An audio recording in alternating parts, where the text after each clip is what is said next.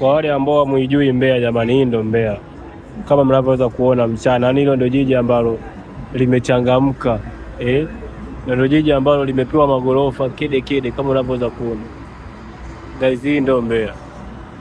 Na hapa hivi kama unavyoweza kuona magari ya matajiri, yani guys I say jamani, Mbeya sasa imekuwa kubwa. Yani ambao hamuijui Mbeya, hiyo ndo Mbeya. Lile soko mnaoliona lile jamani, hapo ndo Kabwe, kama napasanga Kabwe hapo. Hiyo ndo Kabwe yenyewe. Yani ukisikia Kabwe ndo hiyo Kabwe mashuhuri. Yani Kabwe ambayo imechakalika. Yani hapo ndo mchana stendi, usiku soko la machinga. Lile ndo duka la mawinga Mbeya nzima. Yani mchana ni stendi kama mnavyoweza kuona, ila usiku ni soko la machinga. Unavyoweza kuona wale wote ni machinga, vitoroli, magari. Wale wote ni machinga guys.